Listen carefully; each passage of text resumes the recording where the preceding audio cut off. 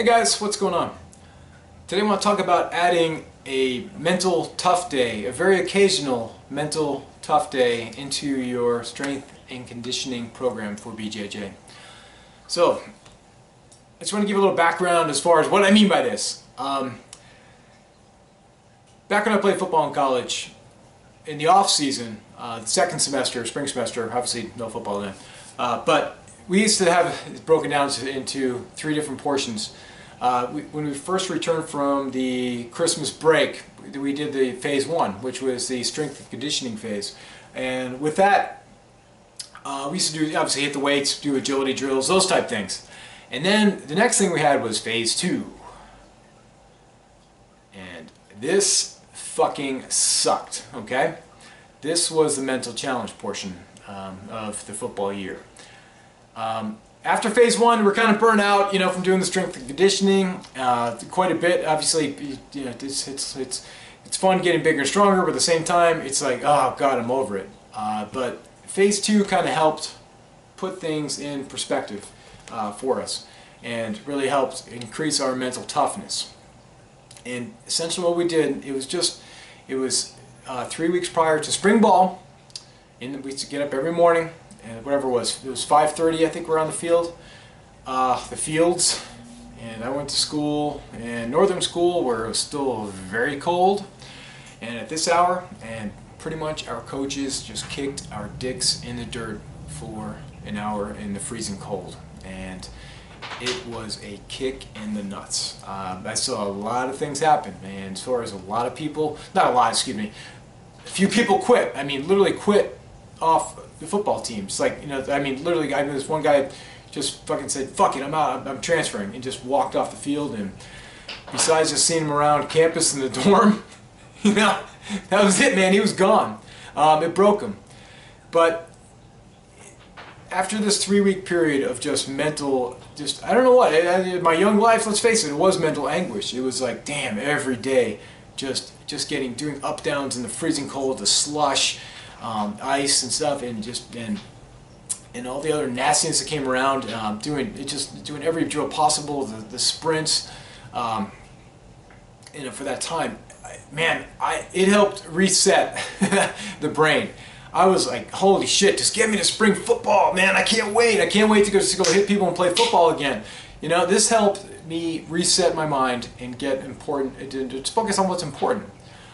So it's kind of giving, for instance, what happened to me in BJJ. About the end of last summer, early fall, I had a period where things, I guess, were not, just weren't going well for me. I don't know what the hell, I just getting burnt out, right? I think it happens to everyone. It got to a point where BJJ was the most challenging, not just physical thing I was doing in a given day, but also mentally. And I was kind of like, oh god, I don't know how I'm going again tonight, just dragging my ass to school and stuff. I had a really piss poor attitude, and it sucked. So I'm like, you know what? I need to do something to kind of shake things up a little bit in my mind. So and to kind of help me refocus. And so I planned something totally sucky that I knew was kind of throwing me for a loop.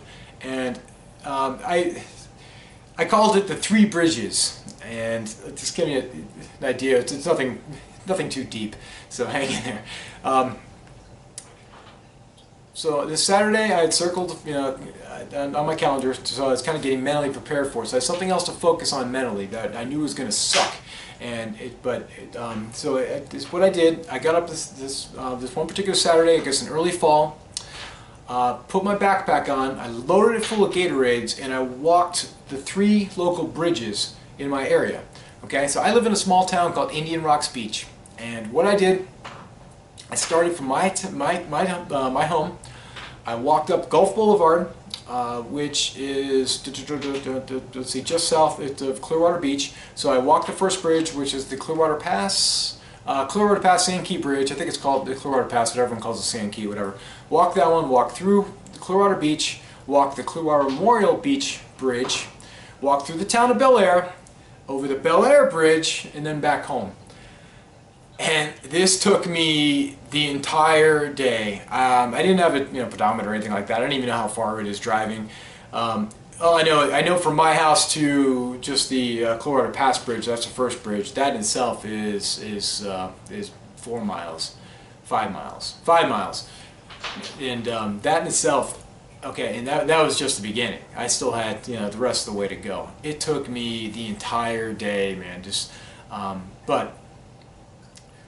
and it took me a long time to recover. I don't think I made it back. I did that on a Saturday morning. I didn't make it back to BJJ until like the middle of the next week. Maybe that Tuesday, I think. But I remember I didn't go that Monday. I was still recovering. It was a kick in the ass. But the thing is, I totally reset my brain, and I couldn't wait to get back to BJJ and start training. I threw myself for a loop. Did something that totally out of my comfort zone, which is long endurance type activities. I know guys in the military and everything do these type forced marches and talk about how it's just it's something tough to endure. So I'm like, well, why don't I give it a shot? So and I did, and man, it is a kick in the nuts, man. Especially the backpack. I was actually just drinking Gatorade just to lighten up the backpack that I had that was full of it. So. But I tell you, this actually helped me so much, and it's actually helping me to this day. I haven't had a burnout since then. Okay, it helped me refocus. It helped me see what's important. It helped me to understand. You know what? BJJ is fun. It's not strenuous. This is fun. There's much more horseshit things that suck.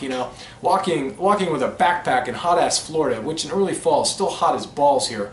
So that sucks. That wasn't fun. But everyone has their something that's going to throw them out of their comfort zone, that they should do to kind of keep things in perspective when BJJ feels like it's hard. Whether that's just, I don't know what, some people, if you're afraid of heights, try a ropes course or something like that. Something to throw you out of your loop. So, and help you overcome something that you're not good at or you're fearful of. And it helps you refocus when you get back to BJJ. And that was actually probably the best thing I did. I don't know where I was headed if I didn't do that last year. I just know I was extremely burned out, but this helped put things back in perspective for me and really helped me, and I've actually been seeing the benefits ever since. I've been training exceptionally hard since then, so probably harder than I ever have. So try something like that, guys. Everyone has their own thing. I'm not saying what I did is the right thing for you, but if you know what's out there, you know what you think sucks, find that thing that you don't want to do, and then make a date that you're going to do it, and then fucking do it, And so I ended up being a lot of fun and everything, and really it helped me the whole time when I was doing it, is just totally focus on the finish line and what I'm going to do when I get there. And how happy I was going to be just to be in my home and AC and everything. So that was the best, and helped me. And like I said, I've been reaping the benefits ever since. So that's like I say, guys. Obviously, I'm not a sports psychologist or psychiatrist, so keep that in mind. But I know it worked for me, and that worked for me. And this is something to do, I think, infrequently in your training. That's something that's just pull that card out when you need it. And I needed it, and this is many months later. I am now still reaping the benefits. So that's it, guys. I appreciate you watching, and as always, if you haven't yet, please subscribe to my channel. We'll talk to you soon. Os.